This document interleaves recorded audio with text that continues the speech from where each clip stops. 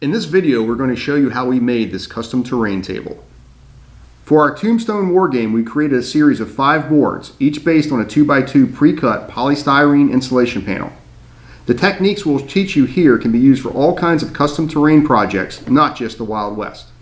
You should start by sketching out your key terrain features on the insulation board using a black marker. For this particular board, we want to represent a shallow mountain stream cutting between 2 ridges. To model those ridges, I'm going to use 1-inch thick polystyrene and cut it into the shapes I want. Using a hobby knife, cut the slopes on a steep angle. As you build the ridgeline higher, just keep stacking as many 1-inch layers as you need. Next, I'm going to use the knife to cut out the stream bed. It's okay if this looks a little rough. We'll be smoothing out all of these features soon enough. To start the smoothing process, I use an orbital sander on these hills. You definitely want to use this outside and wear a mask if possible. It makes a mess. When you're back inside, use liquid nails or a construction adhesive to attach each layer of hills. This will take several hours to dry. Next, I'm using Drywall Compound to coat the entire table. Drywall Compound, or spackle, has some major pros and cons. In fact, I don't normally use it on my terrain projects because it's very prone to cracking over time. Any amount of flex or wear and tear can cause pieces to break off, ruining your terrain. But in this particular project, we're going to do something later to prevent that problem. Despite its lack of durability, Drywall Compound is great at smoothing out your contours and providing a natural, seamless look. I apply several layers of it, allowing time for each layer to cure. When you're done, you have a really nice look. At this stage, I'm also going to fill these gaps in the sides of the board with caulk. This isn't necessary, but it does make for a nicer looking project at the end.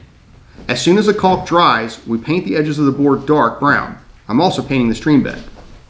Now for the key step in this project. I'm going to coat most of the board in pre-mixed sanded grout. Use a spackle blade to spread the grout over the board, taking care to cover all the areas of drywall compound. Remember when I told you I wasn't worried about the drywall compound cracking later? This is why.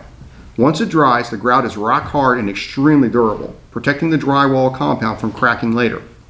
The grout layer also provides instant texture and a natural sand color. You can see I didn't put any grout in the stream bed. Instead, we're going to coat that heavily in white craft glue and sprinkle small pebbles and gravel into the stream. After this dries, we'll go back 2 more times with watered down glue and spray it on to make sure all the stones are locked in place.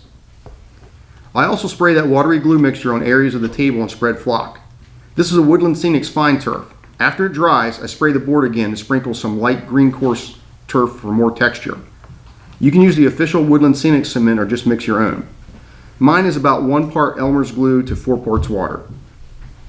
Now it's time to add our water. But before that, we need to dam up the ends of the stream so our resin doesn't drain out. I add a thin wall of hot glue to each end. While the glue gun is out, I also glue down some larger rocks for an area of rough ground. Then it's time to mix our 2-part resin together. The cheapest place to buy bulk resin here in the US is from a company called US Composites in Florida. I'm going to add just a few drops of brown paint into my resin so that the water isn't totally clear. When you're mixing your resin, the #1 mistake people make is to not mix long enough. You need to stir thoroughly for at least 4 minutes before pouring the liquid resin into the stream. Leave it overnight to harden. Next, I'm going to attach a few clumps of decorative static grass and clump foliage just to give the table some extra visual interest.